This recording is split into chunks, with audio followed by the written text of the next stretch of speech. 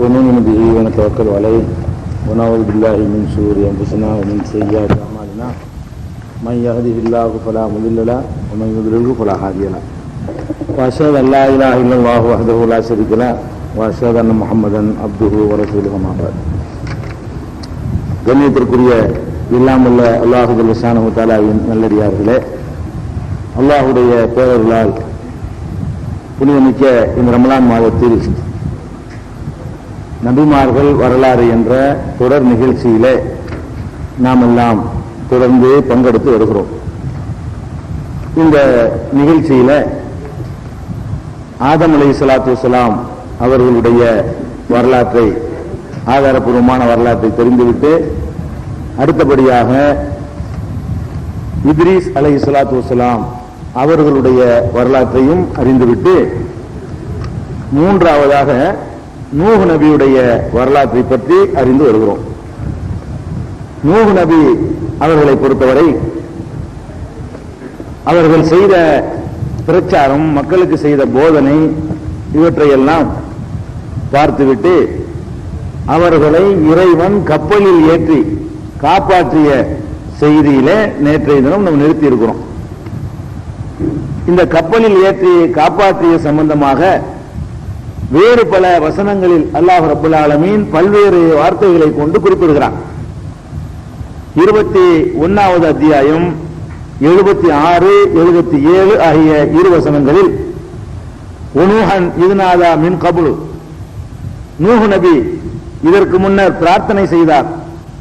ஃபஸ்தஜப்னா லஹு, அவருடைய பிரார்த்தனையை நாம் ஏற்றுக்கொண்டு ஃபனஜ்ஜைனாஹு வ அஹ்லஹு, அவரையும் அவரது குடும்பத்தினரையும் காப்பாற்றினோம். மினல் கர்பில் அலீம், மகத்தான துன்பத்திலிருந்து அவங்களை காப்பாற்றணும் அப்படின்னு அல்லாஹ் சொல்லி காட்டுறான். இதுல இருந்து என்ன வழங்குதுன்னா, நூஹ் நபி அவர்களுடைய குடும்பத்தார்களும் நல்லவர்களாக இருந்திருக்கிறார்கள் அப்படிங்கிறது வழங்குது. ஆனா விதிவிலக்கு இருக்குது. அவங்க குடும்பத்தில் உள்ள மற்ற எல்லாருமே நல்லவங்களா இருந்திருக்கிறாங்க என்பதை இந்த வசனத்திலிருந்து விளங்குறோம். அவரையும் அவருடைய குடும்பத்தினரையும் நாம காப்பாற்றணும் அப்படிங்கிறான்.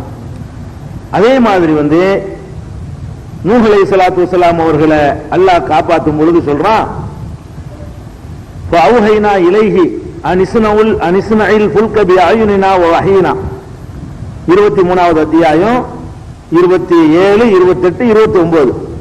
ஏன் பல வசனங்கள் எடுத்து காட்டுறோம்னா, ஒவ்வொரு இடத்துல சொல்றதை விட இன்னொரு இடத்துல பயன்படுத்தக்கூடிய வார்த்தைகள் நமக்கு ஒரு புது விஷயம் கிடைக்கும். அல்லாஹ் திருப்பி திருப்பி பல இடத்துல சொல்றான்டாலும் ஒரே மாதிரி சொல்ல மாட்டான். ஒரு இடத்துல சொன்னதுல இருந்து இன்னொரு வித்தியாசமா ஒரு செய்தி வரும், அதுல இருந்து ஒரு தகவல் நமக்கு கிடைக்கும். இதுல எல்லாம் என்ன சொல்றான்னு கேட்டா, ஃபஅவ்ஹைனா இலைஹி, நூஹுக்கு நாம் அறிவித்தோம், அனிஸ்னஇல் ஃபுல்க பிஅயுனினா வ வஹீனா, நமது கண்காணிப்பிலும் நமது கட்டளைப்படியும் கப்பலை செய். ஃபைதாஜா அம்ருனா, நமது கட்டளை ஃபாரத் தன்னூரு, அந்த நீர் பொங்குகிற நேரத்தில் ஃபஸ்லுக் பீஹா மின் குல்லின் ஸௌஜைனி இஸ்னைனி, ஒவ்வொன்றிலும் 2 ஜோடிகளை ஏற்றுக்கொள்வீராக. அஹ்லக, உமது குடும்பத்தினரும் ஏற்றுக்கொள்வீராக. இல்லாமன் சபக அலைஹில் கவுலு மின்ஹும், அவர்களில் யாருக்கு எதிராக என்னுடைய விதி முந்திவிட்டதோ அவர்களை தவிர மற்ற குடும்பத்தாரை எல்லாம் ஏற்றுக்கொள் அப்படின்னு சொல்லிட்டு அதுக்கு அடுத்து அல்லாஹ் சொல்லி காட்டுகிறான், ஃபைதஸ்தவைத அன்த வ மம்மாக்க அலல் ஃபுல்கி, நீயும் உன்னோடு கப்பல்ல இருக்கிறவர்களும் அந்த கப்பலில் ஏறி அமர்ந்த உடனேயே ஃபகுல் அல்ஹம்துலில்லாஹி அல்லதி நஜ்ஜானா மினல் கௌமில் ஸாலிமீன் என்று சொல்லுங்கள். அநியாயக்கார கூட்டத்திலிருந்து எங்களை காப்பாற்றிய அல்லாஹ்வுக்கு எல்லா புகழும் என்று சொல்லி அமருங்கள். இன்னும் காப்பாற்றவே இல்லை, அவ்வளவு நம்பிக்கை யார சொல்றான் அல்லாஹ். கப்பல்ல ஏறி உட்கார்ந்த உடனேயே அநியாயக்கார கூட்டத்திலிருந்து அல்லாஹ் நம்ம காப்பாத்தினான், அழிய போறாங்க என்று நீங்கள் சொல்வீர்களாக. மேலும் குர் ரப்பி அன்சில்னி முன்சலம் முபாரக்கம் அன்த கைருல் முன்சிலீன், மேலும் நீங்கள் கூறுங்கள். நூஹ் நபிக்கு அல்லாஹ் கட்டளையிடுறான். என்ன கட்டளையிடுறான்னு கேட்டா, கப்பல்ல ஏத்தியாச்சு. இந்த கப்பல் எங்க போய் நிக்கி, அந்த இறங்குற இடம், ஒதுங்குற இடம் ஒரு இருக்கணுமா இல்லையா? வெள்ளமெல்லாம் முடிஞ்ச பிறகு அந்த இடமும் ஒழுங்கானதா இருக்கணும்ல. அதனால அதுக்கு ஏற்ற மாதிரி ஒரு துவா அல்லாஹ் சொல்லி கொடுக்கிற துவா இது. நீங்களும் பயணங்கள்ல புறப்பட்டு போகும்போது தெரியாத ஊருக்கு போறீங்க, பம்பாய்க்கு போறீங்க, அங்க போய் மாட்டிக்கிற கூடாது, பிரச்சனைகள் ஆயிடக்கூடாதுன்னு சொன்னா அதுக்கு தகுந்த மாதிரியான ஒரு துவா இது. இது நூஹ் அலைஹிஸ்ஸலாத்துக்கு அல்லாஹ்வே கற்றுக் கொடுத்த துவா, பிரார்த்தனை.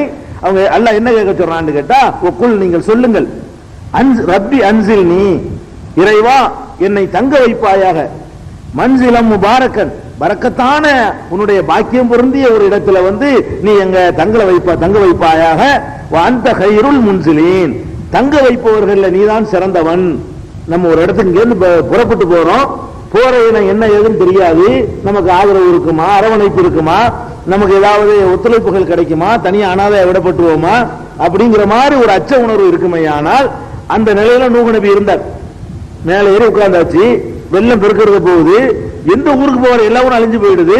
அவர் போய் இறங்குற இடம் காடா சரியா என்ன எது ஒண்ணு வழங்கல. இந்த மாதிரி திக்கற்ற நிலையில இருக்கக்கூடிய நேரத்தில் என்ன சொல்லிட்டு ஏறுங்க, இதை சொல்லணும். எதை சொல்லணும்? ரப்பி அன்சில்னி முன்சலம் முபாரக்கன் வந்த கைருள் முன்சிலீன். இதுக்கு என்ன அர்த்தம் கேட்டா, பாக்கியமான இடத்துல அல்லாஹ் நீ தங்க வச்சிரு, இங்க இருந்து போறேன், அந்த போற இடம் எனக்கு பரக்கத்துள்ளதா இருக்கணும், உன்னுடைய மறைமுகமான அருள் கிடைக்கிற இடமா இருக்க வேண்டும் என்று சொல்லுங்கள் அல்லாஹ் சொன்னா.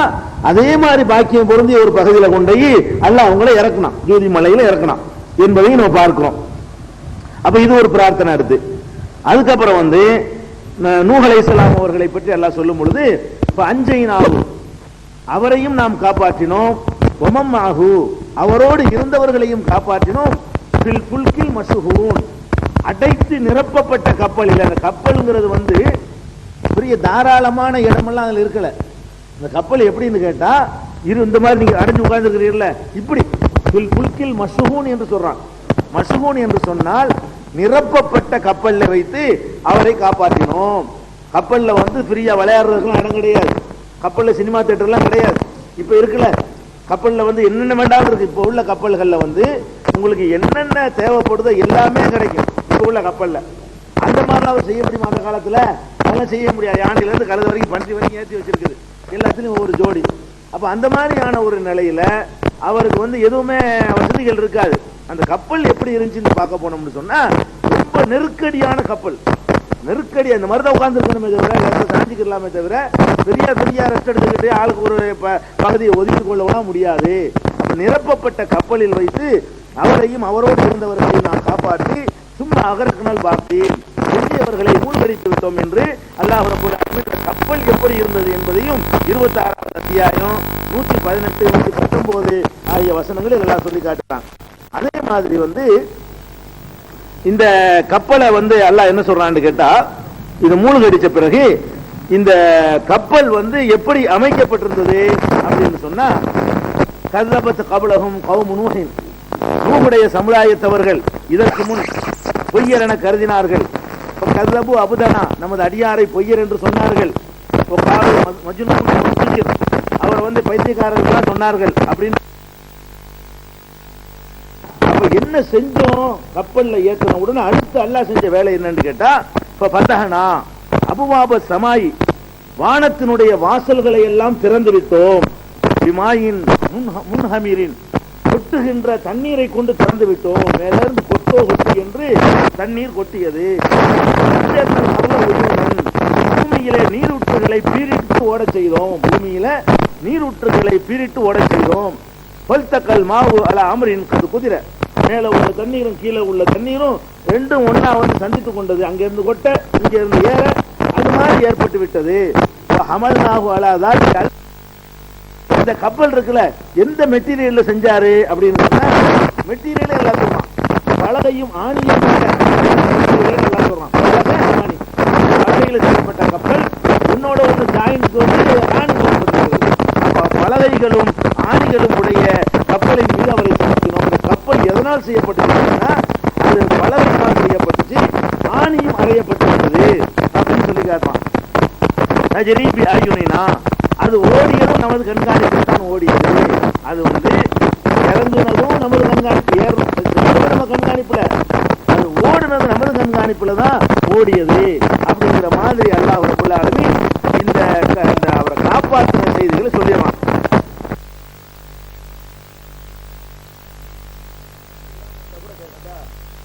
இருக்கிறவங்களுக்கு கேட்கும்.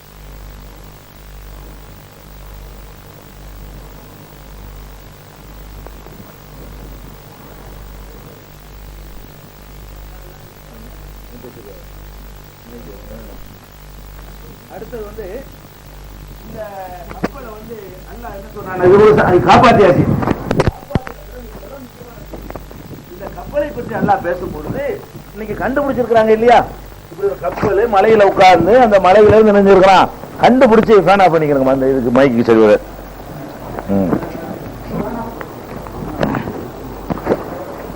அப்ப இந்த கப்பலை பற்றி அல்லாஹ் என்ன சொல்றான்னு கேட்டா, வழக்க தரக்குனாக ஆயத்தன், அந்த கப்பலை அத்தாட்சியாக நாம் விட்டு வைத்திருக்கிறோம். அதாவது நபிகள் நாயகம் ஸல்லல்லாஹு அலைஹி வஸல்லம் காலத்தோட இந்த கப்பல்லாம் கண்டுபிடிக்கப்படல, அப்பெல்லாம் கண்டுபிடிக்க முடியாது, அந்த மாதிரியான மலை ஏறக்கூடிய அம்சங்கள்லாம் இருக்கவில்லை. அப்ப கப்பலை இருக்கிற இடமே தெரியாத நேரத்தில் வேற எந்த இது இந்த சம்பவங்களை வந்து வேற வேற வேதங்கள்லாம் சொல்லுகிறது. இந்த நூஹ் நபியுடைய கப்பல் மேற்ற வந்து பழைய ஏற்பாடுகள் புதிய ஏற்பாடுகள்ல எல்லாம் என்ன செய்யப்படுகிறது, புதிய ஏற்பாடுல இல்ல பழைய ஏற்பாடுல பல ஆகமங்கள்ல எல்லாம் அது சொல்லப்படுகிறது. யூதர்களுடைய வேதங்களில் இதை பத்தி, இந்த வெள்ளப்பிரளயை பத்தி, நூஹ் நபினா நோவாப்பாங்க, நோவா காலத்து வெள்ளப்பிரளயத்தை பற்றி அவங்க வேதங்கள் எல்லாம் பேசுகிறது. ஆனாலும் அந்த கப்பலை பாதுகாத்து வச்சுக்கிறோம்னு பேசல. அல்லாஹ் குர்ஆன் மட்டும் தான் பேசுகிறது. இந்த சம்பவத்தை ஏறக்குறைய இப்படி பேசுகிறது. நூஹ் நபியுடைய கப்பல் மேற்ற பொறுத்த வரைக்கும் அந்த இதே மாதிரி ஏறக்குறைய பேசினால் கூட அல்லாஹ் என்ன சொல்றான்னு கேட்டா, வழக்க தரக்குனாக ஆயத்தன், அந்த கப்பலை ஒரு அத்தாட்சியாக நாம் விட்டு வைத்திருக்கிறோம். ஹல்மி முத்தகீர், சிந்திப்போர் இல்லையா? அல்லாஹ் கேட்கிறான். டேய், மலைக்கு மேல ஒரு கப்பல் பாருங்களாங்க, அல்லாஹ் தூண்டுறான் நம்மளை. நான் சொல்ற பொய் இல்ல, இது நடந்துச்சுங்கிற உனக்கு நம்ப முடியல. அப்படி மலை உயரத்துக்கு எப்படி வெள்ளம் போயிருக்கும், அவ்வளவு உயரத்துக்கு வெள்ளம் வருமா? அதிகபட்சமா போனா என்ன ஒரு மனிதனை மூழ்க அடிக்கிற அளவுக்கு போகலாம், அல்ல ஒரு பனைமர உயரத்துக்கு வேண்டா போகலாம். ஒரு மலை உயரத்துக்கா வெள்ளம் வரும்? மலைக்கு மேல, மலையை மறைச்சிற அளவுக்கு போனா தானே மலையில போய் கப்பல் உட்காரும். அப்ப மலைக்கு மேல தண்ணீர் போனா தான் அந்த கப்பல் அப்படி வந்து மலைக்கு மேல சக்குன்னு உட்கார முடியும். அப்ப அது மாதிரி உட்கார்ந்துச்சுன்னு எல்லாம் சொல்றான். இதுல உனக்கு சந்தேகமா இருக்குதா? கப்பலை விட்டு வச்சிருக்கிறாங்க. திருக்குறான்ல என்ன சொல்றான்னு கேட்டா, வழக்க தரக்குனாக ஆயத்தன், அந்த கப்பலை அத்தாட்சியாக நாம் விட்டு வைத்திருக்கிறோம். ஹல்மி முத்தகீர், சிந்திப்பவர்கள் இல்லையா, ஆய்வு செய்யக்கூடியவர்கள் இல்லையான்னு அல்லாஹ் கேட்கிறான். 54வது அத்தியாயத்துல 15வது வசனம். ஒரு இடத்துல மட்டும் அல்லாஹ் கேட்கல, இன்னொரு இடத்துல கேட்கிறான். கௌமு நூஹின் லம்மா கஸபு ருசுல, அவர்கள் தூதர்களை பொய்யென கருதிய பொழுது அகரக்னாகும், அவர்களை நாம் மூழ்கடித்து விட்டோம். வஜஅல்நாஹும் லின்னாஸி ஆயா, மக்களுக்கு அத்தாட்சியாக அதை ஆக்கினோம் அப்படின்னு சொல்லி 25வது அத்தியாயத்துல 37வது வசனத்திலையும் அல்லாஹ் சொல்லி காட்டுகிறான். அதுவும் ஒரு அத்தாட்சி அப்படிங்கிறான். அதே மாதிரி 29வது அத்தியாயத்துல 15வது 3 இடத்துல அல்லாஹ் சொல்றான். இந்த கப்பல் வந்து அத்தாட்சியா இருக்குது என்பதை 3 இடத்துல அல்லாஹ் பேசுகிறான். 29வது அத்தியாயம் 15வது வசனத்தில் அல்லாஹ் சொல்லுகிறான், அஞ்சைனாஹு, அவரை காப்பாற்றினோம், வஸஹாப ஸபீனதி, கப்பலில் இருந்தவர்களையும் காப்பாற்றினோம், வஜஅல்நாஹா ஆயத்தன் லில் ஆலமீன், அகிலத்தாருக்கு அதை அத்தாட்சியாக நாம் ஆக்கி வைத்திருக்கிறோம். ஒரு குறிப்பிட்ட காலத்துக்கு இல்ல, அகில முழுமைக்கும் அதை நாம் ஒரு அத்தாட்சியாக ஆக்கி இருக்கிறோம் என்று அல்லாஹ் ரப்பல் ஆலமீன் சொல்லுகிறான். அப்ப அந்த மலைக்கு மேல ஒரு கப்பல் ஒண்ணு உலகத்துல இருக்கு, போய் தேடிப்பாரு, நான் விட்டு வச்சிருக்கிறேன் அப்படின்னு சொல்லி அல்லாஹ் சொல்லி 1200 1300 ஆண்டுகள் சென்ற நூற்றாண்டு தான், 1300 வருஷத்துக்கு பிறகு கப்பலை கண்டுபிடிக்கிறான். அல்லாஹ் சொன்ன பிறகு 1300 வருடங்களாக கண்டுபிடிக்கல. ஏன் அப்பவே கண்டுபிடிச்சா என்ன நீ கேட்கலாம். அப்பவே கண்டுபிடிக்க கூடாது. அப்பவே கண்டுபிடிச்சோம்னா இந்த மனுஷனுக்கு இந்த அறிவுலாம் அப்ப கிடையாது. எந்த அறிவு? ஒரு பொருளை எடுத்துக்கொண்டு அதுல உள்ள அணுக்களையும் அதுல உள்ள செல்களையும் பார்த்து விட்டு இது இத்தனை வருடத்துக்கு பழமையானது ஒரு நாலேஜ் இருக்க, அந்த நாலேஜ் இருக்கிற காலத்துல கண்டுபிடிச்சா தான் அது கரெக்டான செய்தி வெளியே வரும். ரசூல் ஸல்லல்லாஹு அலைஹி வஸல்லம் காலத்துல கண்டுபிடிச்சு எடுத்தான்னு வைங்க, அவன் வந்து சோறாக்கி தின்ட்டு போயிடுவான். அந்த பலகை எடுத்துட்டு போய் என்ன செய்வான், விறகுக்கு பயன்படுத்தி சாப்பிட்டு போயிருப்பான். அந்த காலத்துல எவனா எடுத்திருந்தாண்டா, அந்த காலத்துல உள்ள மக்கள் ஏறி போய் பார்த்து ஒரு வேலை எடுத்தாங்கன்னா இப்படியா சிந்திக்க போறாங்க? இவன் என்ன செய்யறான், இந்த காலத்துல எடுத்தான்னு சொன்னா இது எத்தனை வருஷத்துக்கு முந்தினது, ஒரு ஒரு இவ்வளவு காலத்துக்கு இவ்வளவு மாற்றங்கள் ஏற்படும், இது எந்த அளவுக்கு இதுல உள்ள சேஞ்ச் ஏற்பட்டிருக்கிறது, இதை வைத்துக் கொண்டு இது எவ்வளவு காலத்துக்கு முந்தியது, இது எப்படி மேல வந்ததெல்லாம் ஆராய்வான அந்த மாதிரியான ஒரு காலம் வரட்டும் அப்படிங்கிறதுக்காக வேண்டி, அப்பதான் அப்ப அத்தாட்சி ஆகும். இல்லைன்னா அல்லாஹ் அத்தாட்சியமா இல்லாம போயிருக்கோம். அல்லாஹ் என்ன செய்யறான்னா, எந்த காலத்தில் எடுத்தால் அது பற்றிய செய்தி வெளி உலகத்துக்கு வருமோ அது வரைக்கும் அல்லாஹ் வந்து அதை மறைத்து வைத்திருந்து அகிலத்துக்கு அத்தாட்சியா விட்டு வைத்ததை வந்து நம்ம வாழக்கூடிய காலத்துல அல்லாஹ் அற்புதமா அதை நிலைநாட்டி காட்டிருக்கான். நம்ம நூற்றாண்டு சிறந்த நூற்றாண்டு. இதுக்கு முந்தின நூற்றாண்டு மக்களுக்கு எல்லாம் என்னென்ன விளங்கி இருக்காது, நம்ம விட்டு வைக்கிறாங்களா, என்னத்தை விட்டாங்க யாரு அப்படின்ட்டு போயிருப்பாங்க. இந்த சென்ற நூற்றாண்டுல வாழ்ந்த மக்கள் எல்லாம் இந்த கப்பலை கண்டுபிடிக்கப்படாத காலத்துல இதை வாசிச்சாங்கன்னா என்ன விளங்கிட்டு போயிருப்பாங்க, என்னமோ எல்லாம் விட்டுருக்காங்க, நமக்கு விளங்கல, எங்கேயாவது எல்லாம் விட்டு வச்சிருப்பாங்க இப்படின்னு போயிருப்பாங்க. அப்ப இதை கண்டுபிடித்த பிறகுதான் என்ன செய்யப்படுகிறது, இது அல்லாஹ் அத்தாட்சியா விட்டு வச்சு நமக்கு தெரிய வருகிறது. அப்ப இப்படி ஒரு சம்பவம் நடந்தது உறுதியாயிடுது. இவ்வளவு பெரிய பிரளயம் ஏற்பட்டதும், அந்த பிரளயத்தில் உலகத்தை எல்லாம் அது மூழ்கடிக்கிற அளவுக்கு தண்ணீர் பிரவாகித்ததும், அதுக்கெல்லாம் ஒரே சான்று அந்த கப்பல் அங்க இருக்கிறது. பல லட்சம் வருஷத்துக்கு முன்னாடி உள்ள கப்பல் அங்க மேல இருப்பது அதற்கான சான்றாக அமைந்திருப்பதை நம்ம பார்க்கணும். இது ஒரு மேட்ராச்சா. அடுத்தது நூஹ் நபியுடைய கப்பல் மேட்ரு. இந்த கப்பல் உங்களுக்கு பார்க்க ஆசைப்பட்டீங்கன்னா டிவியில போடுவாங்க, இன்செர்ட் பண்ணிடுவாங்க. அந்த காட்சிகள்லாம் இருக்கிறது, அந்த கப்பல் அதனுடைய வீடியோ விஷுவல்லாம் இருக்கிறது. டிவியில பாக்குறாங்கல்ல, நாளைக்கு பார்ப்பாங்கல்ல, அவங்க பார்ப்பாங்க, உங்களுக்கு பார்க்க அவங்க இதை சொல்லிக்கிட்டு இருக்கும் போது அந்த காட்சிகள்லாம் அதில் போட்டு விட்டுருவோம், அது டிவியில பார்த்துக்கிடுவாங்க. சரி, வேணும்னா அதுக்கு தனியாக வாங்கி நீங்க பார்த்துக்கிற வேண்டியது. அப்ப இது ஒன்னாச்சு, அவர் வரலாற்றில் தெரிந்து கொள்ள வேண்டிய. அதுதான் கப்பலை பத்தி ரொம்ப சொல்லல, காட்சியா பார்த்துக்கிடுவாங்க. அடுத்தது என்னன்னு கேட்டா, இந்த நூஹ் நபி அவர்கள் எவ்வளவு காலத்திற்கு இந்த உலகத்துல வாழ்ந்தாங்க அப்படின்னு சொன்னா, எந்த நபிகள் நாயகம் ஸல்லல்லாஹு அலைஹி வஸல்லம் தவிர அதுக்கு முந்தி வாழ்ந்த எந்த நபிக்குமே இத்தனை வருஷம் வாழ்ந்தாங்கன்னு குறிப்பு கிடையாது. நபிகள் நாயகம் ஸல்லல்லாஹு அலைஹி வஸல்லம் தவிர அதுக்கு முந்தி வாழ்ந்த ஈசா நபி ஆகட்டும், மூசா நபி ஆகட்டும், குர்ஆன்லயும் ஹதீஸ்லயும் குறிப்பு கிடையாது. அவங்க ஏதாவது சொல்லிட்டு இருப்பாங்க, அந்த சமுதாய மக்கள் ஏதாவது சொல்லுவாங்க, இல்லாம இருக்காது. ஈசா நபிக்கு ஒரு காலம் சொல்லுவாங்க, மூசா நபிக்கு ஒரு காலம் அவங்க சொல்லுவாங்க. குர்ஆன்ல எந்த நபியாவது வாழ்நாளை பத்தி அல்லாஹ் சொல்லியிருக்கிறானான்னு கேட்டா சொல்லல. ஹதீஸ்ல எந்த நபியை பத்தியாவது வாழ்நாள் இருக்கான்னு கேட்டா இல்ல. ஹதீஸ்ல வரக்கூடிய வாழ்நாள் முஹம்மது ஸல்லல்லாஹு அலைஹி வஸல்லம் மட்டும்தான் வருது. குர்ஆன்ல வர்ற வாழ்நாள்னா இவருக்கு மட்டும்தான் வருது. நூஹ் அலைஹிஸ்ஸலாத்துக்கு மட்டும்தான் எவ்வளவு நாள் வாழ்ந்தாருங்கிற விவரமும் சேர்த்து கிடைக்குது. ஆதம் அலைஹிஸ்ஸலாத்து கூட கிடையாது. ஆதம் அலைஹிஸ்ஸலாத்து கூட இதை வச்சுக்கிட்டு ஒரு 1000 வருஷம் அப்படிதான் பலவீனமான ஹதீஸை வைத்து தான் சொல்ல முடியுமே தவிர, ஆதாரபூர்வமான ரிக்காரை கொண்டு ஆதம் அலைஹிஸ்ஸலாம் எத்தனை வருஷம் வாழ்ந்தாங்க தெரியாது. அது மாதிரி இத்ரீஸ் அலைஹிஸ்ஸலாம் எவ்வளவு நாள் வாழ்ந்தாங்க தெரியாது. தாவூத் அலைஹிஸ்ஸலாம் எத்தனை வருஷம் வாழ்ந்தாங்க, பலவீனமான அந்த ஹதீஸை வச்சுக்கிட்டு 100 வயசுன்னு சொல்லலாம். ஆதாரபூர்வமான ஹதீஸ் அடிப்படையில் அதுவும் தெரியாது. சுலைமான் நபிக்கு தெரியாது. ஒரு நபிக்கு நமக்கு தெரியாது, ஒரே ஒரு நபிக்கு தெரியும். நூஹ் அலைஹிஸ்ஸலாத்து வஸலாம் அவர்களுக்கு மட்டும் 950 வருஷம் வாழ்ந்தார்கள் அல்லாஹ் குர்ஆன்ல சொல்லி காட்டுறான். எப்படி சொல்றான்னு கேட்டா, வலக்கத் அர்சல்னா நூஹன் இலா கௌமிஹி, நூஹ் நபியை அவருடைய சமுதாயத்திற்கு நாம் அனுப்பினோம். ஃபலபிஸ ஃபீஹிம் அல்ஃப ஸனத்தின், அவர்களோடு அவர் 1000 ஆண்டுகள் தங்கினார், வாழ்ந்தார். லபிஸனா வாழ்ந்தார். லபிஸ ஃபீஹிம் அவர்களோடு அவர் வாழ்ந்தார். அல்ஃப ஸனத்தின் 1000 வருடங்கள் வாழ்ந்தார். இல்லா 50 ஆமா, 50 குறைவாக. அப்படிதான் அரபில சொல்லுவாங்க. நம்ம 950 ஒரு சொல்ல போட்டுருவோம். அரபில சொல்வதா இருந்தால் 1000க்கு 50 குறையன்னு தான் பேசுவாங்க. அதனால என்ன செய்யறதுன்னு கேட்டா அல்லாஹ் அதே ஸ்டைல்ல பேசுறான். ஃபலபிஸ ஃபீஹிம் அல்ஃப ஸனத்தின் இல்லா 50 ஆமா, 50 ஆண்டுகள் குறைவாக 1000 ஆண்டு. அது 950 ஆண்டுகள் அவர் வாழ்ந்திருக்கிறார். ரொம்ப நீண்ட நெடுங்காலம் ஆயுள் கொடுக்கப்பட்டு அவ்வளவு காலம் இந்த மக்களுக்கு போட்டு பிரச்சாரம் பண்ணி அவ்வளவு காலம் பிரச்சாரத்துக்கு பிறகு கூட கொஞ்சோண்டு பேர்னால வந்திருக்கிறாங்க என்றதுக்கு பிறகு வரவே மாட்டார்கள் என்று அல்லாஹ்வும் சொன்ன பிறகுதான் அவர் அல்லாஹ்ட்ட கையேந்தினார். சும்மா அவசரப்படல, 4 வருஷம் 3 வருஷம் அவசரப்படல. நூஹ் நபியே எப்படி பட்டிருக்காருன்னு நீங்க நினைக்க கூடாது. நூஹ் நபி இன்னொரு விஷயத்தை நீங்க கவனிக்கணும். நூஹ் நபியுடைய அந்த பிரச்சாரத்துக்கு ஏற்பட்ட கதியை வச்சு பார்த்தோம்னு சொன்னா நமக்கெல்லாம் ஒரு பெரிய பாடம் இருக்குதுங்க. நம்ம ஒரு 1980களில் தௌஹீத் பிரச்சாரத்தை நம்ம மக்கள்கிட்ட கொண்டு போனோம் இல்லையா? 80களில் தான் அந்த வேலைகள் நடக்குது தமிழ்நாட்டில். உலகம் பூரா நடந்தாலும் தமிழ்நாட்டில் ரொம்ப லேட். இலங்கை கேரளாவில் நமக்கு வந்து போயிட்டு இருந்தாங்க. தமிழ்நாட்டில் 1980 82 அந்த வாக்குல தான் தௌஹீத் பிரச்சாரம் செய்யப்படுது. இன்னைக்கு இந்த தௌஹீத் பிரச்சாரத்தை 20 வருஷம் 25 வருஷம் 15 வருஷம் ஆகுதா? 80னா 20 வருஷம் ஆச்சு.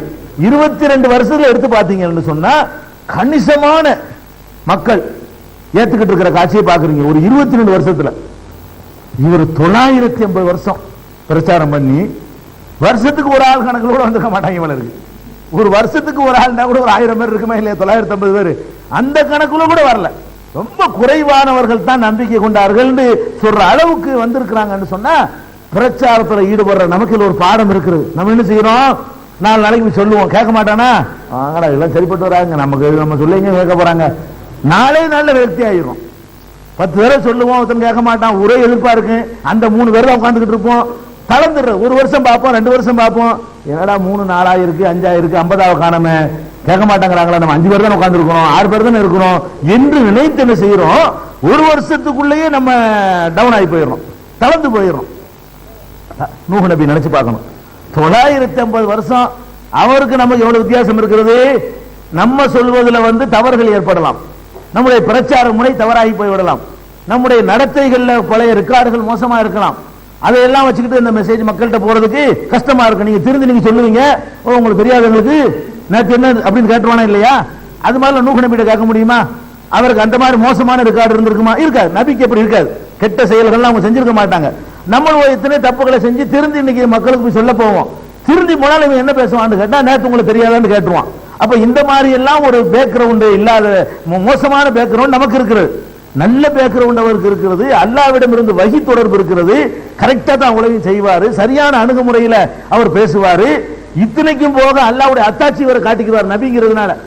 நபிங்கிறதுனால சில அற்புதங்களை வேற அப்படி எடுத்து காட்டணும். எல்லா நபிக்கும் அற்புதம் கொடுத்தோம்னு அல்லாஹ் சொல்லி காட்டி இருக்கிறான். அது ஏற்கனவே நம்ம நபிமார்களுடைய இலக்கணத்துல பேசி இருக்கிறோம். அப்ப எல்லா நபிக்கும் அற்புதம் இருக்கிற மாதிரி அவர் என்ன அற்புதம் காட்டினார் நமக்கு சொல்லப்படல. இந்த அற்புதம் மட்டும் தான் சொல்லப்படுது. கப்பல்ல வச்சு காப்பாற்றின அற்புதம் மட்டும் தான் சொல்லப்பட்டிருக்கே தவிர வாழ்ந்திருக்கிற காலத்தில் என்னென்ன அற்புதம் செய்தார்கள் என்று நமக்கு சொல்லப்படவில்லை. ஆனா கண்டிப்பா எல்லா நபியும் அற்புதம் செஞ்சிருப்பாங்க. அவங்களுக்கு என்ன அற்புதத்தை அல்லாஹ் கொடுத்தானா அந்த அற்புதத்தை இவ்வளவுக்கு பிறகும் வருஷம் 950 அற்புதம் வேற, இறை தூதருங்கிற வகி வேற. இவ்வளவுக்கு பிறகு கொஞ்சம் பேர் ஏத்துக்கிட்டாங்கன்னா நம்ம சொன்ன எப்படி ஏத்துக்குவாங்க? நம்ம ரொம்ப சந்தோஷமா போடணும், 20 வருஷத்துல போட்டு ஆச்சரியமா போடணும். நமக்கு நம்ம ஒப்பிட்டு பார்க்கும் பொழுது நம்ம தளர தேவையே இல்லை. ஒருத்தரும் கேட்காட்டா கூட நீ தளர வேண்டியதில்லை. உங்க 63 வயசுல கத்துறீங்கன்னு வைங்களா, 63 வயசு வரைக்கும் கத்தி மூத்தா போயிடுறீங்க, ஒருத்தரும் கேட்கல, நஷ்டமாயுது. நூஹ் நபியோட ஒப்பிட்டு பார்த்தோம்னா ஒண்ணுமே இல்லை, நமக்கு நஷ்டமா ஒன்றும் கிடையாது, நம்ம பெருசா ஒன்றும் இழந்துடல. இப்படிங்கிற ஒரு அடிப்படையை நம்ம நினைத்து பார்த்தோம்னு சொன்னா இந்த பிரச்சாரம் பண்ணக்கூடியவர்களுக்கு ஒரு டானிக் சாப்பிட்ட மாதிரி இருக்கும். அது நூஹ் நபியுடைய வரலாறு 950 வருஷத்தை அல்லாஹ் கொடுத்திருக்கிறான். அது ஒரு ஆதாரம் இருக்கு. இது எங்க இருக்குன்னு கேட்டா 29வது அத்தியாயத்துல 14வது வசனத்தில் இருக்கிறது. 15வது வசனத்தில் அத்தாட்சி ஆக்கினோன்னு இருக்கிறது அதே சூறாவுல. அதுலயே முந்தின வசனத்தில் என்ன இருக்குன்னு கேட்டா அவரை 950 வருஷம் வாழ்நாள் கொடுத்தோம் அப்படின்னு எல்லாம் சொல்லி காட்டுறான்.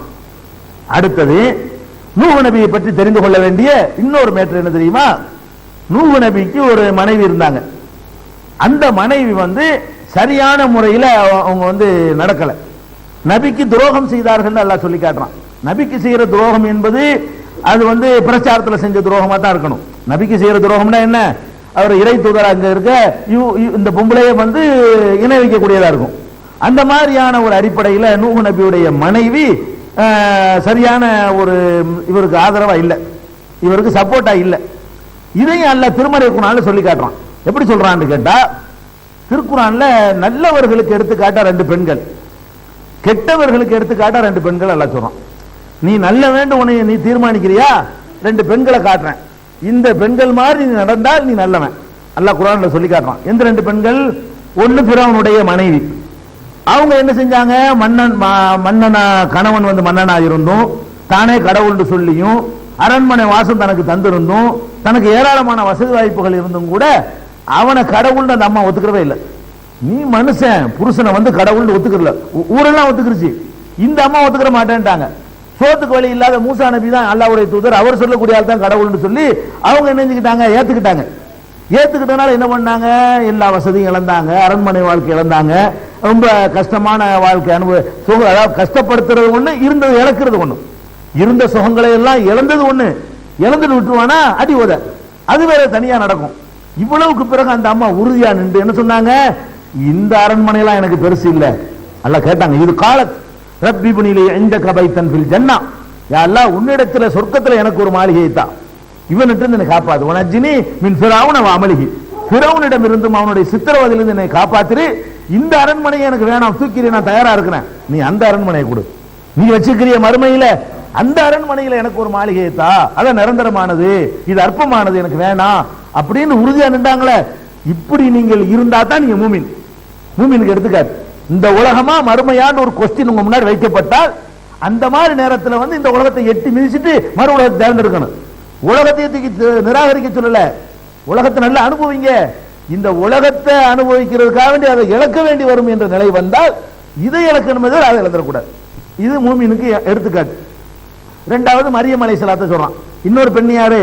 மரியம் அமனத்து இம்ரான் அல்லத்தி அஹசனத்து ஃபர்ஜஹா, அந்த இம்ரானுடைய மகள் மரியம் இருக்கிறாங்க இல்லையா, அவங்களையும் அல்லாஹ் நல்லோர்களுக்கு உதாரணமாக எடுத்து காட்டுகிறான்.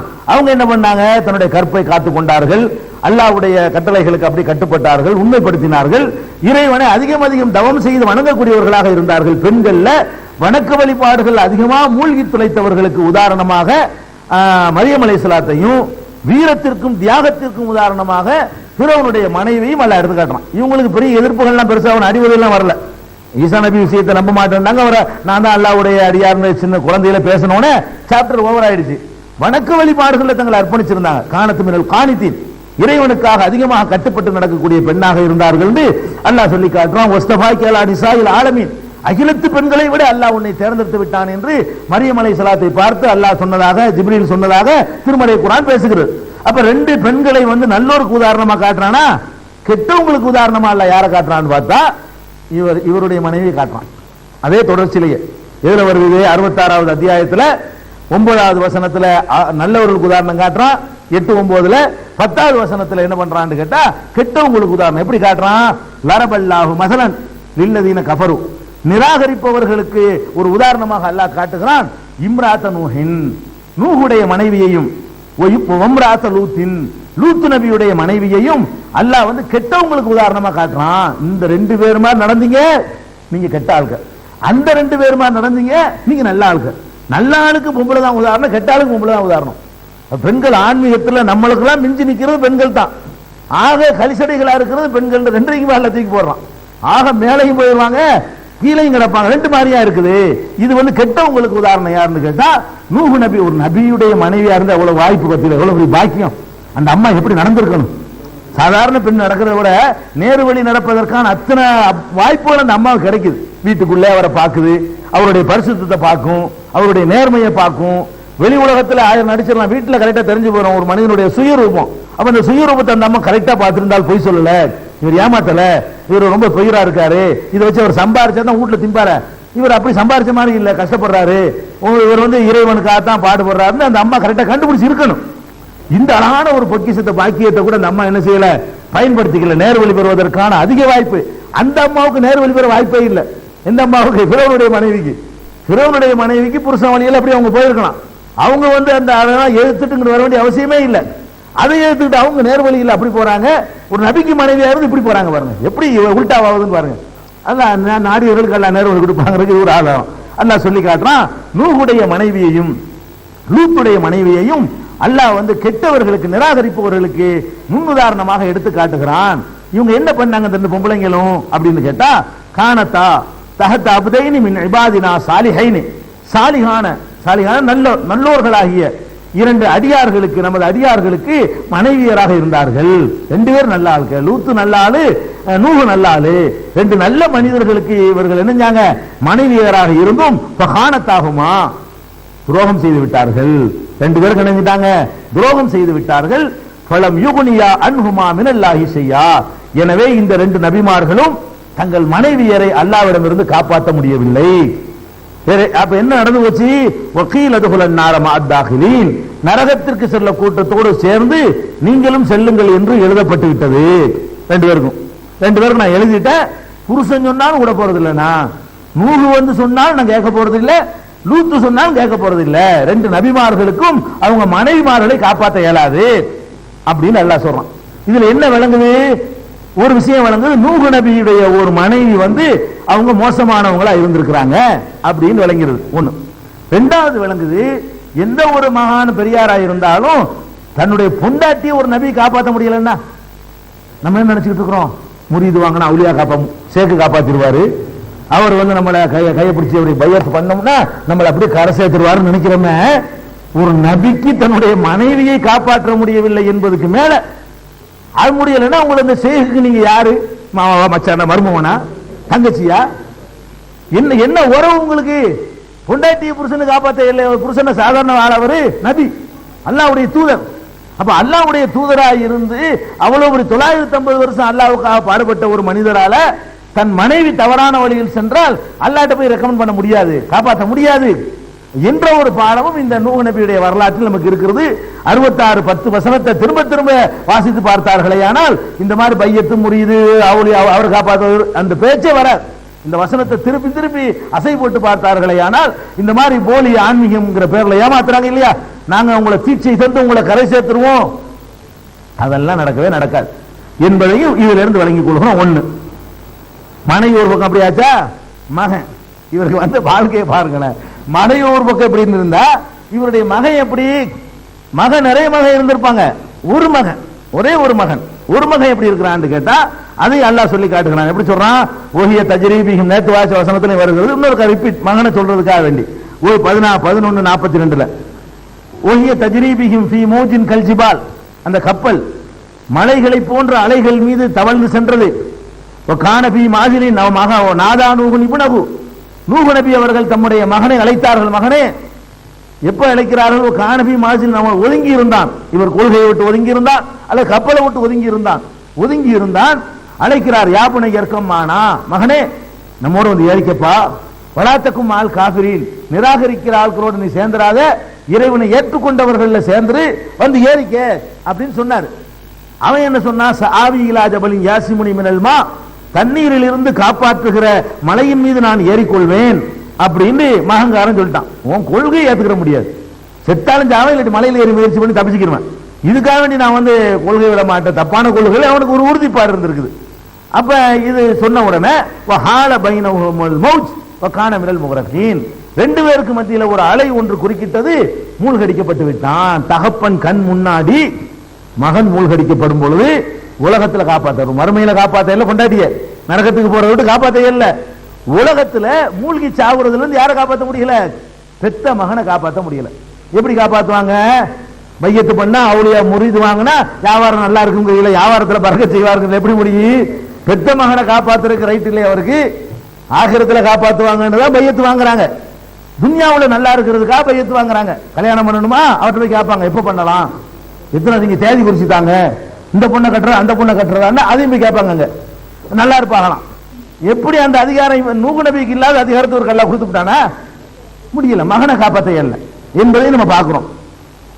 இதுக்கு பிறகு 11:42-43 ஆச்சா, 45 பாருங்க, கடுமையான வார்த்தையை எல்லாம் சொல்றான். நாதா நூஹுன் ரப்பஹு, மகன் மூழ்கடிக்கப்பட்டாச்சு, கண்ணுக்கு முன்னாடி மூழ்கி சாவுறத கண்ணால பாக்குறார் தகப்பன், கொள்கைக்காக வேண்டி. அப்ப இருந்தாலும் பெத்த மனம் பித்தும்பாங்கல்ல, அவருக்கு கேட்கல, மனசு கேட்கல.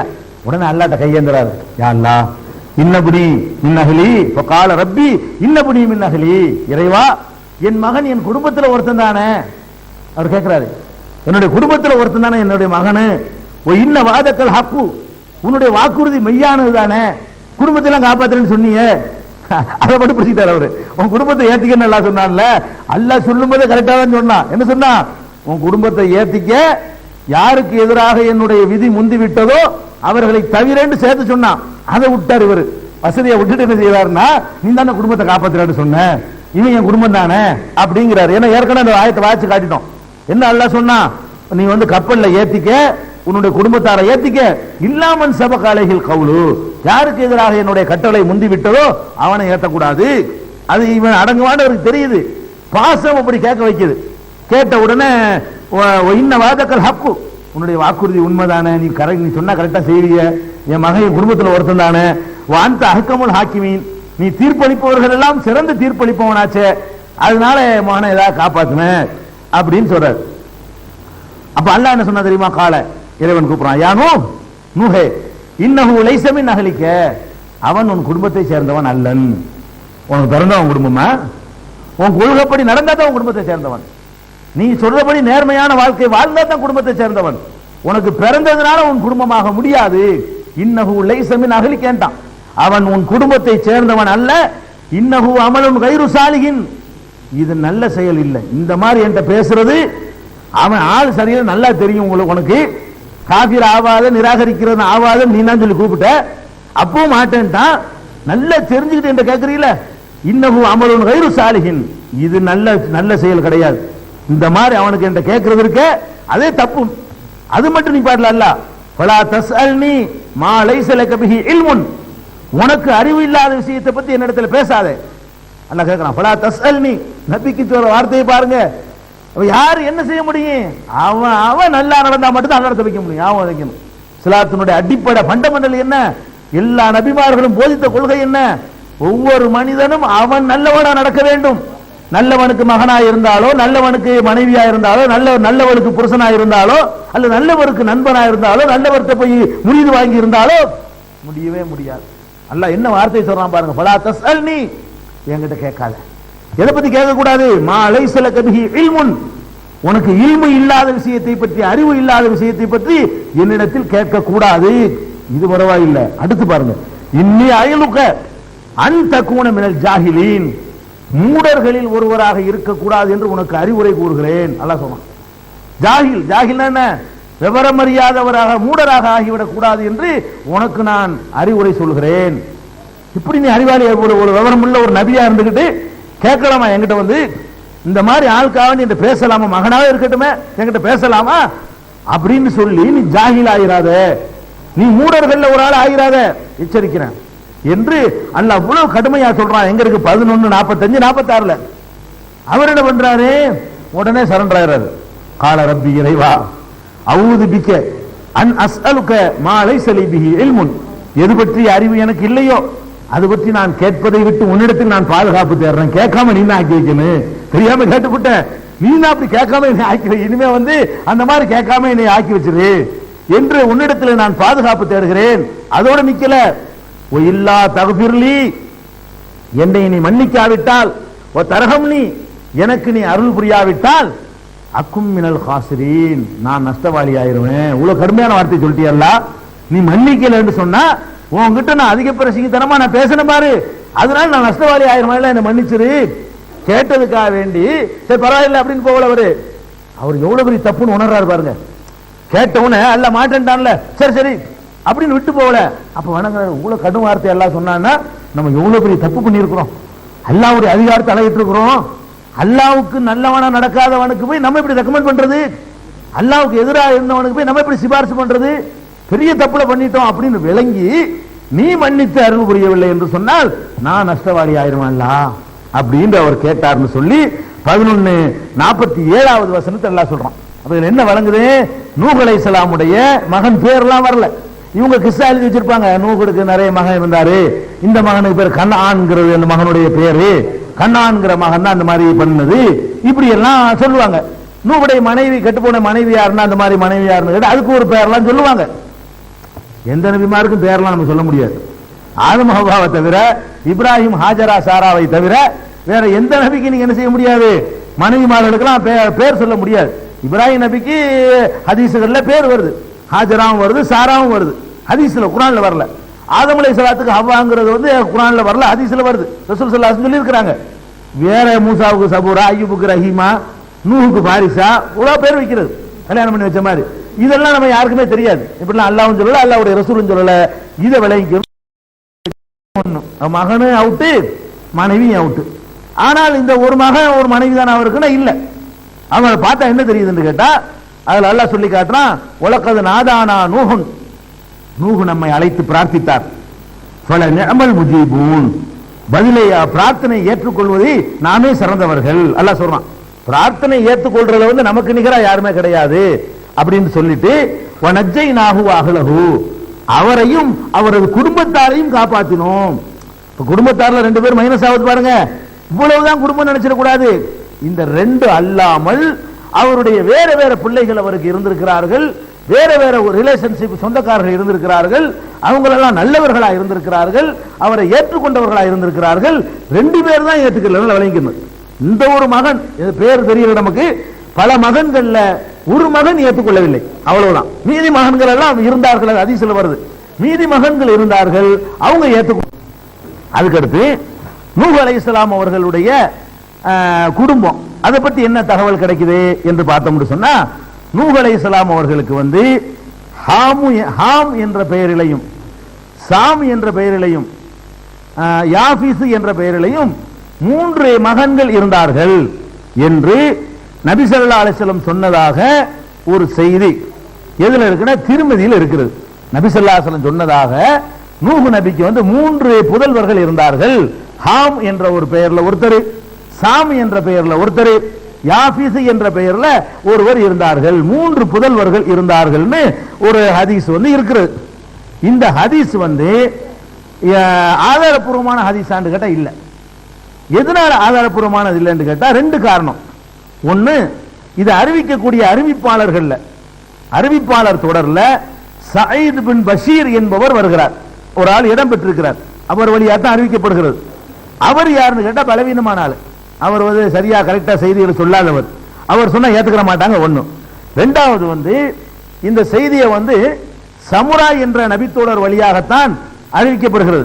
அறிவிப்பாளர்னா என்ன உங்களுக்கு வழங்கும்ல, கேட்கிறவங்களுக்கு வழங்கிக்கணும். ஒரு ஹதீஸ் சொன்னா அந்த ஹதீஸை சொல்லக்கூடியவர் ஒருத்தர் சொல்ல மாட்டார். ஹதீஸ் ரெக்கார்ட் பண்றாங்கல்ல, புக்கா எழுதுறாங்கல்ல, அது 150-200 வருஷம் ஆயிடுச்சு. நபிகள் நாயகம் ஸல்லல்லாஹு அலைஹி வஸல்லம் காலத்துக்கு ஒரு 200-150 வருஷத்துக்கு பிறகுதான் ஹதீஸுகளை நூல் வடிவமாக ஆக்கக்கூடிய பணிகள் துவங்கியது. அப்ப 100 வருஷத்துக்கு பிறகு எழுத ஆரம்பிக்கும் பொழுது 100 வருஷத்துக்கு முந்தினதை இவருக்கு கேட்டு எழுத முடியுமா? நான் 100 வருஷத்துக்கு முந்தின நான் எழுதுறதா இருந்தா அது எப்படி எழுதுல? எனக்கு நான் 100 வருஷம் கொஞ்சம் வாழலையே, எப்படி எழுத முடியும்? எனக்கு எங்க அத்தா சொல்லியிருப்பாரு, எங்க அத்தாவுக்கு அவங்க அத்தா சொல்லியிருப்பாரு, அவருக்கு அவங்க அத்தா சொல்லியிருப்பாருன்னு ஒரு 4-5 பேரை போட்டா தான் அங்க போக முடியும். 100 வருஷத்துக்கு முந்தின ஒரு செய்தி நான் சொல்வதா இருந்தா நானே சொல்லிட இயலாது. 100 வருஷத்துக்கு முந்தின போறதுக்கு 4-5 பேர் இடையில வேணும். அந்த மாதிரி வரக்கூடிய நேரத்தில் 100 வருஷத்துக்கு பின்ன இந்த நூலை தொகுக்கிறாங்க இல்லையா, ஹதீஸ் நூல்கள்லாம். அப்படி தொகுக்கக்கூடிய நேரத்தில் அகமது இப்னு ஹம்பல் இருக்கிறாங்க, திருமதி இமாம் இருக்கிறாங்க, புகாரி இமாம் இருக்கிறாங்க. இவங்க எல்லாம் ஹதீஸை தொகுக்கும் பொழுது எனக்கு இவர் சொன்னார் என்று சொல்லுவாங்க. ஏன்னா நிறைய பேர் இதை பாக்குறாங்க. உங்களுக்கு ஹதீஸை பத்தி தெரியும். டிவியில பார்க்கக்கூடிய மக்களுக்கு அறிவிப்பாளர் ஒரு ஆள் சொன்னாங்க, வேற ஆள் மாத்துறாங்கன்றுவாங்க. இதுல 3-4 அறிவிப்பாளர் வருது பாருங்க. அது எப்படிங்கிற புரிஞ்சுக்கிட்டா குழப்பம் வராது. அதுக்காக இந்த தகவல், கூடுதல் தகவல். அப்ப எனக்கு யார் சொன்னது? இஸ்மாயில் சொன்னார். யாருக்கு? நான் தான் நூல் எழுதுறாள்னு வைங்களேன். எனக்கு இஸ்மாயில் சொன்னார். இது ஒரு ஆள் ஆச்சா? இஸ்மாயில் ரசூலுல்லாஹ் காலத்தில் இருந்தவரா? இல்ல. அப்ப இஸ்மாயிலுக்கு யார் சொன்னா அடுத்த கேள்வி வரும். அவர்கிட்ட கேட்பாங்க, இஸ்மாயில உனக்கு யார் சொன்னான்னு கேட்பாங்க. எனக்கு இப்ராஹிம் சொன்னாரு. ஓ, இப்ராஹிமா? இப்ராஹிம் ரசூலுல்லாஹ் பார்த்திருக்க இயலாத, காலம் ரொம்ப உதைக்குத. இப்ராஹிமுக்கு யார் சொன்னது? இப்ராஹிமுக்கு தாவூது சொன்னாரு. தாவூது பத்தலைய, தாவூதும் ரசூலுல்லாஹ் காலத்துக்கு வந்திருக்க முடியாது, தாபி தானே வர்றாரு. தாவூதுக்கு யாருப்பா சொன்னது? தாவூதுக்கு இப்னு அப்பாஸ் சொன்னாங்க, ஒரு சஹாபி சொல்லணும். தாவூதுக்கு அபூ ஹுரைரா சொன்னாங்க. அப்ப ஒரு செய்தி ஒரு நூலாசிரியர் கிடைக்கிறதா இருந்தா 4 பேர்ல இருந்து 5 பேர், 6 பேர், 7 பேர் வரைக்கும் இடையில வரும். நூல் ஆசிரியருக்கும் நபிகள் நாயகம் ஸல்லல்லாஹு அலைஹி வஸல்லம் இடையில என்ன வரும்? 5 பேர், 3 பேர், 4 பேர் வரும். இப்ப எனக்கு யார் சொன்னா? இஸ்மாயில் தானே சொன்னாரு. இஸ்மாயில் கரப்ட்னு வைங்க, செய்தி கரப்ட் அடிச்சிருவோம். இஸ்மாயில் கரெக்டா இருக்கிறாரு. இஸ்மாயிலுக்கு சொன்ன இப்ராஹிம் சரியில்லைன்னு வைங்க, அப்பவும் செய்தி அவுட்டு. இஸ்மாயில் நல்லவரா இருக்கிறாரு, இப்ராஹிம் நல்லவரா இருக்காரு. இப்ராஹிமுக்கு சொன்னார தாவூது, அவர் கரெக்ட் இல்லைன்னு வைங்க, அப்போ செய்தி விட்டுருவோம். அப்ப அந்த அறிவிப்பாளர் என்பது ஒரு செய்திக்கு நிறைய வரிசையா அறிவிப்பாளர் தொடர்ந்து வரும். இந்த தொடர்ல எல்லாரும் நல்லவங்களா இருக்கணும், நேர்மையாளர்களா இருக்கணும், பொய் சொல்லாதவர்களா இருக்கணும், நினைவாற்றல் மிக்கவர்களா இருக்கணும், கெட்ட செயல்கள், அருவருக்கத்தக்க செயல்களில் ஈடுபடாதவர்களாக இருக்க வேண்டும். இப்படிப்பட்ட வரலாறு யாருக்கு இருக்கிறதோ அவர்கள் சொன்ன செய்திகளை மட்டும்தான் பதிவு செய்தார்கள். வரலாறு இல்லாத அனாமதேயங்களுடைய ஒரு பேரை சொல்லுவாங்க. இஸ்மாயில் யாரு? இஸ்மாயில் யாருன்னு தெரியாது, இஸ்மாயில் தான் சொன்னாருன்னா தூக்கி போட்டுருவாங்க. அவர் யாரு சொல்லு, இஸ்மாயில் யாருப்பா, அவர் பேர் என்ன, வாப்பா பேர் என்ன, எந்த வருஷம் பிறந்தாரு, விவரத்தை சொல்லுவாங்க. அப்ப எல்லாருக்கும் ரெக்கார்டு எழுதி வச்சிருக்கிறாங்க, வரலாறு இருக்குது. அந்த அடிப்படையில் நபிகள் நாயகம் ஸல்லல்லாஹு அலைஹி வஸல்லம் சொன்னதாக யார் சொல்றாங்கன்னா சமுராங்கிற நபி தோழர் சொல்றார். இந்த சம்பவத்தை சமுராட்டிலிருந்து யார் அறிவிக்கிறார்னா ஹசன் பஸ்ரி அறிவிக்கிறார். சமுராங்கிற நபி தோழர் சொன்னதாக இரண்டாவது அறிவிப்பாளர் யார் வர்றா? ஹசன் பஸ்ரிங்கிறவர் அறிவிக்கிறார். ஹசன் பஸ்ரி சமுரா பார்த்ததே இல்லை. ஹசன் பஸ்ரியுடைய காலத்துக்கு சமுராவுடைய காலத்துக்கும் சரி வரல. அவருக்கு பிறகு அவர் மூத்தா போனவரே இவர் பிறக்கிறார்.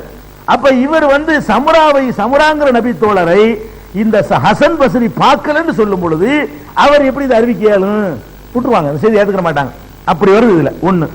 அந்த சமுராவிடமிருந்து ஹசன் இருந்து அறிவிக்கிறது யாருன்னா கத்தாதான் அறிவிக்கிறாரு, அவர் பிரச்சனை இல்லை. கத்தாதாவிடமிருந்து அறிவிக்கிற ஆள் யாருன்னு கேட்டா சயீத் இப்னு பஷீர்ங்கிற அறிவிக்கிறாரு.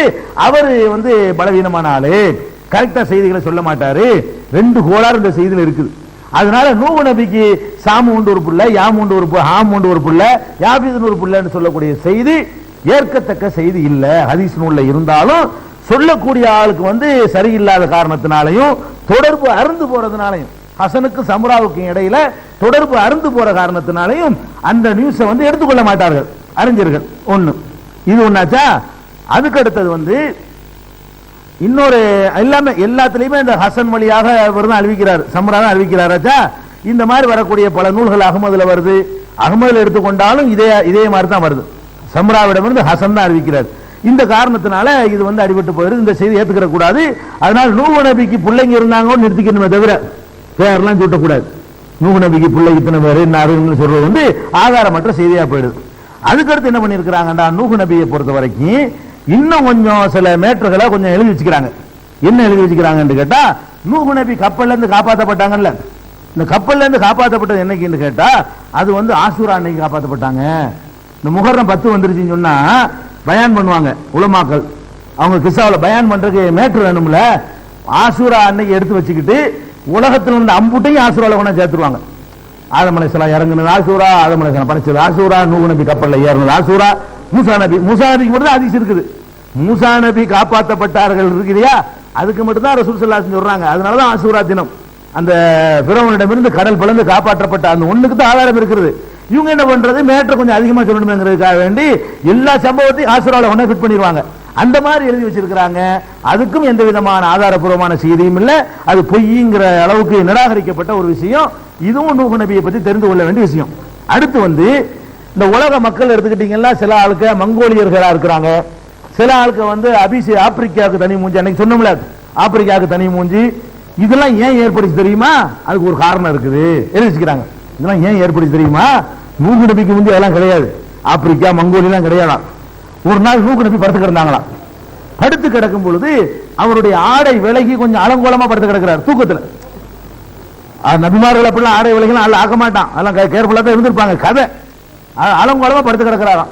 ஒரு மகன் வந்தாராம், பார்த்தாராம் அலங்கோலமா இருக்கிறத பார்த்து ஆடையை மூடி சரி செய்யாம நீ ஊரெல்லாம் கூட்டிட்டு வந்துட்டாராங்க, பாருங்க நீ பாருங்க அப்படின்ற உடனே அவர் நூஹ் நபி கோவம் வந்து நினைஞ்சாங்களாம், அவரை சபிச்சு விட்டாங்களாம். அவருக்கு பிறகுற பிள்ளை எல்லாம் நிக்குறவா போச்சான் கதை.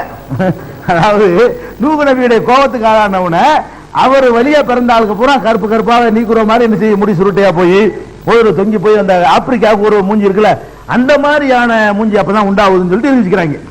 இதெல்லாம் கிஸ்ஸா, இதெல்லாம் போய் அவர் ஆடை விலைகள்லாம் படுத்து கிடக்கவும் கிடையாது. ஆடை விலகி படுத்து கிடந்ததாக மற்ற வேதங்கள்ல இருக்கிறது. நூஹ் திராட்சை ரசம் மதுபானத்தை அருந்து விட்டு வஸ்திரம் விலகி படுத்திருந்தான், இன்னும் தான் எழுதுவாங்க அவங்க. வஸ்திரம் விலகி இணைஞ்சிருந்தான், படுத்திருந்தான், அப்படி இப்படின்னு அந்த மாதிரி எழுதி வச்சுக்கிறாங்க. அவர் திராட்சை ரசம் அருந்தவும் மாட்டாரு, மதுபானங்களை நபிமார்கள் குடிக்கவும் மாட்டாங்க, இந்த மாதிரி எல்லாம் இருக்கவும் மாட்டாங்க. அதுல இருந்து காப்பி அடிச்சுக்கிட்டு இவங்க கொஞ்சம் எக்ஸ்ட்ரா ஃபிட்டிங் போட்டு இதனாலதான் அவங்க உண்டானது. இன்னொரு மகன் ஆடையை போட்டு மூடுனாராம். இன்னொரு மகன் வந்தாராம், ஊரையே வலிச்சு விட்டான்னு சொல்லி ஆடையை போட்டு மூடினாராம். ஓம் பிள்ளைங்க வெள்ளையா பொறுக்கிட்டுட்டாராம். அதனாலதான் வெள்ளக்காரர் ஐரோப்பியர்கள் உண்டாயிருக்கிறாங்க. இப்படி எல்லாம் இதெல்லாம் நம்ப கூடாது. இந்த மாதிரி எல்லாம் நடந்ததுக்கு என்ன இல்ல, எந்த ஒரு சான்றும் ஆதாரமும் கிடையாது என்பதையும் இது விளங்கிக்கிறேன். இது நூஹ் அலைஹிஸ்ஸலாமுடைய அடுத்த விஷயம். அடுத்து என்னன்னு கேட்டா, நூஹ் அலைஹிஸ்ஸலாத்தை பத்தி சொல்லக்கூடிய இன்னொரு செய்தி இப்னு மாஜாவுல கூட இந்த செய்தி வருகிறது. என்ன வருதுன்னு கேட்டா, நூஹ் அலைஹிஸ்ஸலாம் நோன்பு வைப்பாங்களாம். எப்படி வைப்பாங்களான்னு கேட்டா 365 நாள் நோன்பு தானா. நூஹ் நபி நோன்பு 365 நாள். தாவூத் நபி நோன்பு சரிபாதி. அவர் ஒரு நாள் நோன்பு வைப்பாரு, ஒரு நாள் நோன்பு விட்டுருவாரு. தாவூத் அலைஹிஸ்ஸலாம் என்ன செய்வாங்கன்னு கேட்டா, இன்னைக்கு நோம்புல நாளைக்கு விட்டுருவாங்க, நாளை கழிச்சு நோம்பு அடுத்த நாள் விட்டுருவாங்க. இது ஹதீஸ்ல ஆதாரபூர்வமான ஹதீஸ் இருக்குது. ஆனா இன்னொரு ஹதீஸ் ஒரு பலவீனமான ஹதீஸ்ல அப்படியே நேக்க சொறி விட்டுருக்காங்க. எப்படின்னு கேட்டா, தாவூத் அலைஹிஸ்ஸலாம் பாதி நாள் நோன்பு வச்சார் வருஷத்துல. நூஹ் அலைஹிஸ்ஸலாம் என்ன செய்வாங்கன்னு கேட்டா, நோன்பு இல்லாம ஒரு நாள் கூட இருக்க மாட்டாங்க, 365 நாள் நோன்புல தான் இருப்பாங்க அப்படின்னு சொல்லி சாம நூஹ் அத்தஹர நூஹ் காலமெல்லாம் நோன்பு நோட்டுறாரு. இல்லா யௌம ஈதுல் ஃபித்ரி வ யௌமில் அல்ஹா, நோன்பு பெருநாள். அந்த மக்களுக்கு இந்த பெருநாளா இருக்கான்னு தெரியல. நோன்பு பெருநாள் ஹஜ் பெருநாளை தவிர மற்ற நாள்ல அவங்க எப்பவும் நோன்பு வச்சுட்டே இருந்தாரு. நமக்கு தான் இந்த நோன்பு பெருநாள், இதே பெருநாள் தான் அவங்களுக்கு இருந்துச்சுலாம் கிடையாது. இல்லைன்னு கூட நமக்கு சான்று இருக்கிறது. ஒவ்வொரு சமுதாயத்துக்கும் ஒரு ஈத் இருக்கிறது. நமக்கு உரிய பெருநாள் எது என்று கேட்டால் இது என்று ரசூல் ஸல்லல்லாஹு அலைஹி வஸல்லம் சொல்றாங்க. நோன்பு பெருநாளையும் ஹஜ் பெருநாளையும் பற்றி பேசும் பொழுது சஹீஹுல் புகாரியில் இருக்கிறது. ஒவ்வொரு சமுதாயத்துக்கும் ஈத் திருநாள் இருக்கிறது. நம்முடைய பெருநாள் எது என்று கேட்டால் நோன்பு பெருநாள் ஹஜ் பெருநாள் இதுக்கு முந்தி கிடையாதுன்னு விளங்குது. அவங்க வெவ்வேறு நாள் தான் கொடுக்கப்பட்டுச்சு. எப்படி சும்மா நமக்கு வெள்ளிக்கிழமை அவங்களுக்கு சனி ஞாயிறு பல மாதிரி கொடுக்கப்பட்டுச்சோ அப்படிதான் இருந்துச்சு. நோன்பு பெருநாள் ஹஜ் பெருநாளை தவிர பாக்கி 365 2 கழிச்சுட்டா 363 நாள் நினைஞ்சிருக்காரு அவரு நோம்பாக இருந்திருக்கிறாரு. சந்திர கணக்கு படி பார்த்தா 355 நாள் வருமா, அதுல ஒரு 2 நாள் கழிச்சுக்கிட்டோம்னா 353 நாள் வருஷத்துக்கு நோம்பு நோத்துக்கிட்டே இருந்திருக்கிறான்னு எழுதிக்கிறாங்க. இது இருக்குது, இப்னு மாஜாவுல இருக்குது இந்த செய்தி. ஆனால் இந்த செய்தி அறிவிக்கக்கூடிய ஒரு ஆள்ல வந்து யார் வர்றாருன்னு கேட்டா 4வது அறிவிப்பாளராக அதாவது இப்னு லஹியா, அப்துல்லா இப்னு லஹியா ஒருத்தர் வர்றார். இவர் பலவீனமானவர். இவருடைய எந்த ஒரு அதிசயம் அறிஞர்கள் ஏத்துக்கிற மாட்டாங்க. அதனால நூஹ் நபி வந்து காலமெல்லாம் நோம்பு நோட்டாரு அப்படிங்கிறதுக்கு ஆதாரம் இல்லை. அதே மாதிரி ஆதம் நூஹ் அலைஹிஸ்ஸலாம் என்ன செய்வாங்களாம், வருஷம் வருஷம் ஹஜ்ஜி கரெக்டா வந்துருவாங்களாம். அப்போலாம் அவருக்கு ஹஜ்ஜி இருந்துச்சா, இப்ராஹிம் நபிக்கு தான் அல்லாஹ் ஹஜ்ஜிக்கு அழைப்பு கொடுக்க சொல்றான். ஹஜ்ஜுக்கு பத்தி காபா கட்டி முடிச்ச உடனே வஅஸின் ஃபின்னாஸி பில் ஹஜ்ஜி, இப்ராஹிமே ஹஜ்ஜை பத்தி மக்களுக்கு பிரகடனம் செய்கின்ற இப்ராஹிம் நபிக்கு தான் அல்லாஹ் உத்தரவு போடுறான். அதுக்கு முந்தி தொழுகிறதுக்கு தான் ஆதம் அலைஹிஸ்ஸலாம் காபத்துல்லாஹ் கட்டினாங்க, பள்ளிவாசலா இருக்கிறதுக்கு தான் கட்டினாங்களே தவிர உலக மக்கள் எல்லாம் கூட்டிகிட்டு வந்து அங்க ஒன்று சேர்க்கறதுக்கு அவர் கட்டல. நூஹ் நபி காலத்துல ஹஜ்ஜே இல்ல, இருந்ததுக்கு ஆதாரம் இல்ல. இவர் வருஷ வருஷம் நூஹ் நபி ஹஜ்ஜுக்கு போயிட்டு வந்தாங்க அப்படின்னு சொல்லி எழுதி வச்சுக்கிறாங்களே, இதுக்கும் சரியான ஆதாரங்கள் கிடையாது. அப்ப நூஹ் நபியை பொறுத்த வரைக்கும் நூஹ் நபியின் பெயரால இப்படி நிறைய தவறுகளும் இருக்கிறது, சரியான செய்திகள் இருக்கிறது. இதோட நூஹ் நபி விஷயம் அவ்வளவுதான். இதுக்கு மேல என்ன சொன்னாலும் சரி, இப்ப சொன்னோம்ல, இந்த செய்திக்கு மேல நூஹ் நபி வரலாறு சம்பந்தமா என்ன செய்திகளை சொன்னாலும் அதெல்லாம் கற்பனை, குர்ஆன்ல உள்ளது இல்ல, நபிகள் நாயகம் ஸல்லல்லாஹு அலைஹி வஸல்லம் சொன்னது இல்ல. பெரியவர் சொன்னார், அவர் சொன்னார்.